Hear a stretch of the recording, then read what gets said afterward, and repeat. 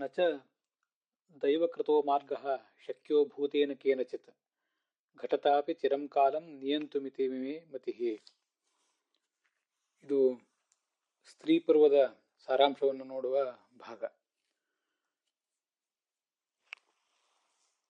ವ್ಯಾಸರು ಧೃತರಾಷ್ಟ್ರನಿಗೆ ಆತ ಮಕ್ಕಳನ್ನು ಕಳೆದುಕೊಂಡು ವಿಲಾಪ ಮಾಡ್ತಿದ್ದಾಗ ಹೇಳಿದಂಥ ಒಂದು ಮಾತು. ಈ ಸ್ತ್ರೀ ಪರ್ವದಲ್ಲಿ ಅನೇಕ ತಾತ್ವಿಕ ವಿಷಯಗಳನ್ನು, ನಮ್ಮೆಲ್ಲರ ದುಃಖವನ್ನು ಪರಿಹರಿಸುವಂತಹ ನಾನಾ ಥರದ ಸಂಸಾರದ ಏಳು ಬೀಳುಗಳನ್ನು ಸುಂದರವಾಗಿ ಚಿತ್ರಿಸುವಂತಹ ಒಂದು ಭಾಗ ಎಲ್ಲ ಇಲ್ಲಿ ಕಂಡು ಬರ್ತದೆ. ಯಸ್ಯಾಂ ಯಸ್ಯಾಂ ಅವಸ್ಥಾಯಾಂ ಯತ್ಕರೋತಿ ಶುಭಾಶುಭಂ ತಸ್ಯಾಂ ತಸ್ಯಾಂ ಅವಸ್ಥಾಯಾಂ ತತ್ಫಲಂ ಸಮುಪಶ್ನುತೆ. ಈ ಸಾಧಕನಾದವನು ತಾನು ಸಾಧಕ ಅಥವಾ ಯಾವನೇ ಒಬ್ಬ ಜೀವ ಯಾವ್ಯಾವ ಹಂತದಲ್ಲಿ ಯಾವ್ಯಾವ ಥರದ ಪಾಪಗಳನ್ನ ಅಥವಾ ಪುಣ್ಯಗಳನ್ನು ಮಾಡ್ತಾನೋ ಅಂಥದೇ ಅವಸ್ಥೆಯಲ್ಲಿ ಮುಂದೆ ಇನ್ನೊಂದು ಜನ್ಮದಲ್ಲಿ ಅದೇ ಬಾಲ್ಯ, ಅಂಥದೇ ಯೌವನ, ಅಂಥದೇ ವಾರ್ಧಕ್ಯ, ಹೀಗೆಲ್ಲ ಇದ್ದಾಗ ತಾನು ಯಾವ ಸ್ಥಿತಿಯಲ್ಲಿದ್ದಾಗ ಏನೇನು ಮಾಡಿರ್ತಾನೋ ಅಂಥದೇ ಸಮಾನವಾದ ಸ್ಥಿತಿಯಲ್ಲಿ ಅದಕ್ಕೆ ತಕ್ಕ ಪ್ರತಿಫಲವನ್ನು ಅನುಭವಿಸ್ತಾನೆ. ಏನ ಏನ ಶರೀರನ ಎತ್ತೆತ್ ಕರ್ಮ ಕರೋತಿಯ, ಯಾವ್ಯಾವ ಶರೀರದಿಂದ ಯಾವ್ಯಾವ ಕರ್ಮವನ್ನು ಮಾಡ್ತೀವೋ ಅಂತಂಥದೇ ಶರೀರವನ್ನು ಪಡ್ಕೊಂಡು ಅದರ ಪ್ರತಿಫಲವನ್ನು ಉಣ್ತಾನೆ.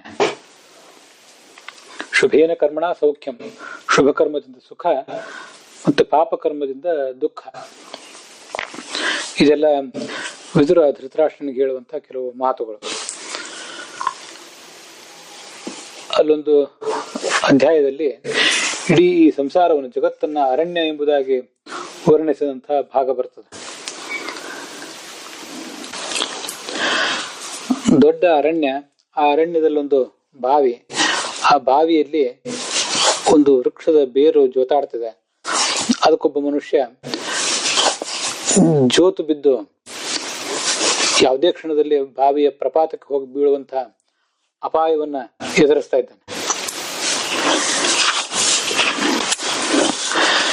ಅಲ್ಲಿ ಕಾಡು ಅಂದ್ರೆ ಈ ಸಂಸಾರ ಅನ್ನುವುದೇ ಕಾಡು, ಮತ್ತೆ ಅಲ್ಲಿ ಬಾವಿ ಅಂದ್ರೆ ಸತು ದೇಹ ಶರೀರಿಣ, ನಮ್ಮೆಲ್ಲರ ಈ ದೇಹವೇ ಬಾವಿ. ಆ ಬಾವಿಯಲ್ಲಿ ಒಂದು ಕಾಳಸರ್ಪ ಇದೆ. ಕಾಳಸರ್ಪ ಅಂದ್ರೆ ಈ ಕಾಲವೇ, ಕಾಲನಾಮಕ ಭಗವಂತನೇ. ಅಲ್ಲೊಂದು ಬಳ್ಳಿಗೆ ಅಂಟಿಕೊಂಡು ಆತ ಜೋತಾಡ್ತಾ ಇದ್ದಾನೆ ಅಂತ ನಾವು ನೋಡಿದ್ವಿ. ಆ ಬಳ್ಳಿ ಅಂದ್ರೆ ಜೀವಿತಾಶಾ ಶರೀರಿಣಾಂ, ನಮ್ಮೆಲ್ಲರ ಬದುಕಿನ ಆಸೆ, ಕ್ಷೀಣವಾದ ಆಸೆ ಇದೆಯಲ್ಲ, ಆಸೆಯೇ ಬಳ್ಳಿ. ಯಾವುದೇ ಕ್ಷಣದಲ್ಲಿ ಆ ಬಳ್ಳಿ ಕತ್ತರಿಸಿ ಬೀಳಬಹುದು. ಆದ್ರೆ ಇವನು ಮಾತ್ರ ಆ ಸಂದರ್ಭದಲ್ಲಿ ತನ್ನ ಬಾಯಿ ಹತ್ರ ಬಂದು ಬೀಳ್ತಾ ಇರುವಂತ ಕೆಲವು ಜೇನಿನ ಹನಿಗಳನ್ನ ನೆಕ್ತಾ ಇದ್ದಾನಂತೆ. ಜೇನು ಅಂದ್ರೆ ಆಗಾಗ ವಿರಳವಾಗಿ ಆತನಿಗೆ ಸಿಗುವಂತಹ ಸುಖಗಳು ಮಾತ್ರ, ಬೇರೆ ಏನೂ ಅಲ್ಲ. ಸತತವಾಗಿ ಸಿಗೋದಿಲ್ಲ ಆ ಸುಖವೂ ಕೂಡ, ಯಾವಾಗ್ಯಾವಾಗೋ ಒಮ್ಮೊಮ್ಮೆ ಸಿಗ್ತದೆ. ಅದನ್ನೇ ಅವನು ಅನುಭವಿಸ್ತಾ ಇದ್ದಾನೆ. ಯಾವುದೇ ಕ್ಷಣದಲ್ಲಿ ಆ ಬಳ್ಳಿ ತುಂಡರಿಸಬಹುದು, ಈತ ಹೋಗಿ ಬಾವಿಯ ಪ್ರಪಾತಕ್ಕೆ ಬೀಳಬಹುದು. ಅಂಥದ್ದೊಂದು ಅರಣ್ಯವನ್ನ ಅಲ್ಲಿ ವರ್ಣಿಸ್ತಾರೆ. ಹೀಗೆ ವಿದುರ ನಾನಾ ಥರದ ದೃಷ್ಟಾಂತಗಳನ್ನು ಕೊಟ್ಟು ಧೃತರಾಷ್ಟ್ರನಿಗೆ ಸಮಾಧಾನ ಹೇಳ್ತಾನೆ. ಅಲ್ಲೇ ವ್ಯಾಸರು ಈ ಧೃತರಾಷ್ಟ್ರ ಮತ್ತು ಗಾಂಧಾರಿಯರಿಗೆ ಸಮಾಧಾನ ಹೇಳುವಂತ ಒಂದು ಮಾತು ನಾನೀಗ ಮಂಗಳ ರೂಪದಲ್ಲಿ ಈ ಭಾಗದ ಆರಂಭದಲ್ಲಿ ಓದಿದ್ದು. ದೈವಕೃತೋ ಮಾರ್ಗ, ದೈವ ಅಂದ್ರೆ ವಿಧಿ, ಭಗವಂತ, ಕಾಲರೂಪನಾದ ಪರಮಾತ್ಮ. ಅವನು ಯಾವ ಮಾರ್ಗವನ್ನ ನಮಗೆ, ನಿಮಗೆ, ಅವರಿಗೆ, ಎಲ್ರಿಗೂ ಕೂಡ ನಿಶ್ಚಯಿಸಿದ್ದಾನೋ ಅದನ್ನ ಯಾರೂ ಕೂಡ ಬದಲಾಯಿಸ್ಲಿಕ್ಕೆ ಸಾಧ್ಯ ಇಲ್ಲ. ಎಷ್ಟೇ ದೀರ್ಘಕಾಲ ಪ್ರಯತ್ನ ಪಟ್ಟರೂ ಭಗವಂತ ನಿಶ್ಚಯಿಸಿದಂಥ ವಿಧಾನವನ್ನ ಆತ ನಮಗೇನು ಹಣೆಯಲ್ಲಿ ಬರೆದಿದ್ದಾನೋ, ಯಾವ ದಾರಿಯಲ್ಲಿ ನಾವು ಸಾಗಬೇಕು ಅಂತ ಆತ ತೀರ್ಮಾನಿಸಿದ್ದಾನೋ ಅದನ್ನ ಬದಲಾಯಿಸುವುದೇ ಸಾಧ್ಯ ಇಲ್ಲ. ಇತಿ ಮೇ ಮತಿ ಅಂತ ವ್ಯಾಸರು ತನ್ನ ಆಲೋಚನೆ ಇದು ಅಂತ ಹೇಳ್ತಿದ್ದಾರೆ. ವಸ್ತುತಃ ಅವರಿಲ್ಲಿ ಮಹಾಭಾರತದ ಒಂದು ಪಾತ್ರ, ಧೃತರಾಷ್ಟ್ರನಿಗೆ ಅವರು ತಂದೆಯಾಗಿ ಹೇಳ್ತಿದ್ದಾರೆ, ಮಹಾಭಾರತವನ್ನು ರಚನೆ ಮಾಡಿದಂತಹ ಕವಿಯಾಗಿ ಹೇಳ್ತಿದ್ದಾರೆ, ಮತ್ತೆ ಮಹಾಭಾರತದ ಪ್ರತಿಪಾದ್ಯನಾದಂತಹ ಭಗವಂತನಾಗಿ ಅವರು ಹೇಳ್ತಿದ್ದಾರೆ. ಮತ್ತೆ ಈ ಎಲ್ಲ ಜೀವರ ಹಣೆ ಬರಹವನ್ನು ಬರೆದಂತಹ ವಿಧಿ ಅಥವಾ ದೈವವಾಗಿ ಅವರು ಈ ಮಾತನ್ನು ಹೇಳ್ತಿದ್ದಾರೆ. ಆ ದೃಷ್ಟಿಯಿಂದ ಉತ್ತರ ಭಾರತದ ಪಾಠ, ದಕ್ಷಿಣ ಭಾರತದ ಪಾಠ, ಹೀಗೆ ಎಲ್ಲ ಪಾಠಗಳಲ್ಲೂ ಇರುವಂಥ ತುಂಬ ಸುಂದರವಾದಂಥ ಒಂದು ಪಾಠ, ಶ್ಲೋಕ. ನನ್ನ ಕುಲದ ನಾಶಕ್ಕೆ ನೀನು ಕಾರಣ ಆಗಿದ್ದಿ, ಅದರಿಂದ ನಿನ್ನ ಕುಲವೂ ಕೂಡ ಹೀಗೆ ನಷ್ಟವಾಗಿ ಹೋಗಲಿ ಅಂತ ಗಾಂಧಾರಿ ಕೃಷ್ಣನನ್ನು ಶಪಿಸಿದ್ದು ಇಲ್ಲೇ ಕಂಡು ಬರ್ತದೆ. ಮಹಾಬಾಹೋ ಫಲಂ ತಸ್ಮಾದವಾಪ್ನುಹಿ, ಗಂಡನನ್ನು ಸೇವಿಸಿದ್ರಿಂದ, ಎಷ್ಟು ನಿಷ್ಠುರವಾಗಿ ಕಠೋರವಾಗಿ ಸೇವೆ ಮಾಡಿದ್ರಿಂದ ನನಗೇನಾದರೂ ತಪಸ್ಸಿನ ಶಕ್ತಿ ಬಂದಿದ್ರೆ, ಶಪ್ಸೇ ಚಕ್ರಗದಾಧರ, ನಿನ್ನ ಬಂಧುಗಳು ಕೂಡ ಪರಸ್ಪರ ಹೊಡೆದಾಡಿಕೊಂಡು ಹೀಗೆ ಸತ್ತು ಹೋಗಲಿ. ಮತ್ತೆ ನೀನು ಇನ್ನು 36 ವರ್ಷಗಳ ಬಳಿಕ ನಿನ್ನ ಬಂಧುಗಳನ್ನ, ಮಿತ್ರರನ್ನ, ಮಕ್ಕಳನ್ನ, ಮಂತ್ರಿಗಳನ್ನ, ಅನಾಥವಾದ ಅವಿಜ್ಞಾತ ಎಲ್ಲರನ್ನು ಕಳ್ಕೊಂಡು ಅನಾಥನಾಗಿ ಈ ಜಗತ್ತಿನಲ್ಲಿ ಲೋಕೇಶು ಅನಭಿಲಕ್ಷಿತ, ಯಾರ ಕಣ್ಣಿಗೂ ಕಾಣದಂತೆ ನಿಧನಂ ಸಮವಾಪ್ಸಿಸಿ, ನಿನಗೂ ಅಂಥದೇ ಒಂದು ನಿಧನ ಬರ್ತದೆ ಅಂತ ಅವಳು ಶಾಪ ಕೊಟ್ಟಿದ್ಲು.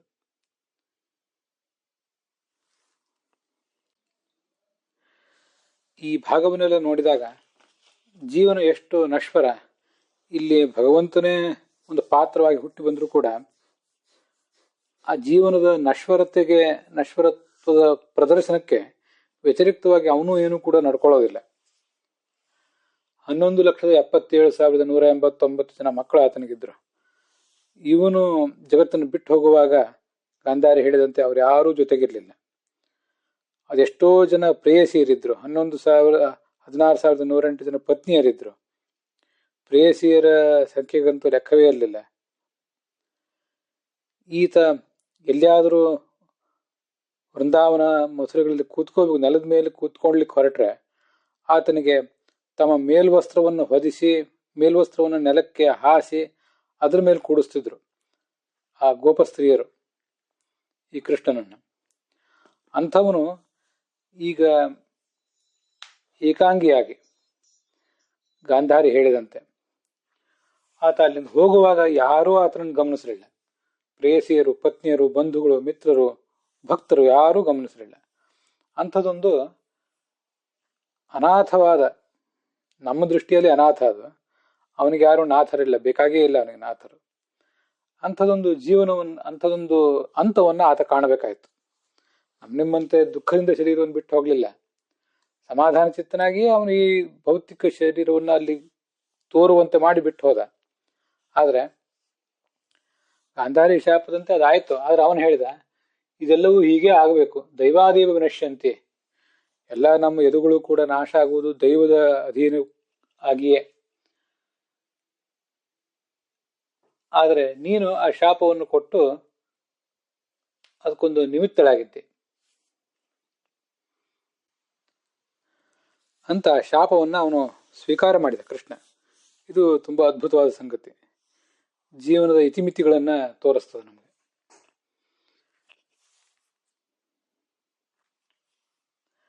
ದೈವಕೃತೋ ಮಾರ್ಗ ಅಂತ ಇಲ್ಲಿ ಬಂತಲ್ಲ, ಭಗವಂತ ಮಾಡಿದ ಮಾರ್ಗ ಅಂತ.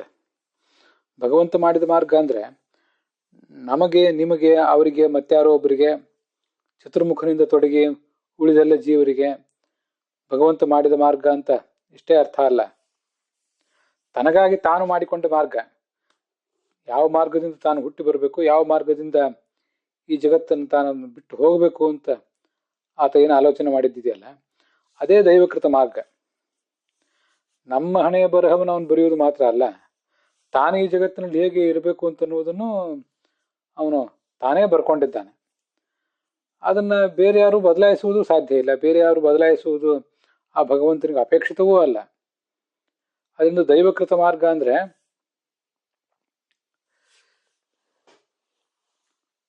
ಬೇರೆಯವರ ಜೀವನದಲ್ಲಿ ವಿಧಿ ಬರೆದ ಹಣೆ ಬರಹ ಮಾತ್ರ ಅಲ್ಲ, ವಿಧಿ ತನ್ನ ಜೀವಮಾನದಲ್ಲಿ ತಾನೇ ಬರೆದುಕೊಂಡಂತ, ತನ್ನ ಹಣೆಯ ಮೇಲೆ ತಾನೇ ಬರೆದುಕೊಂಡಂತ ಹಣೆ ಬರಹ.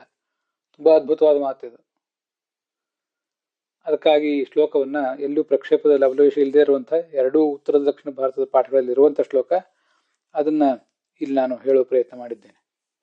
ಅಲ್ಲಿಗೆ ಸ್ತ್ರೀ ಪರ್ವದ ಸಾರಾಂಶ ಮುಕ್ತಾಯ ಕಾಣ್ತದೆ. ಗುರುಗಳಾದಂತಹ ಡಿ ರಾಮಾಚಾರ್ಯರಿಗೆ ಈ ಭಾಗ ಅರ್ಪಿತವಾಗಿದೆ.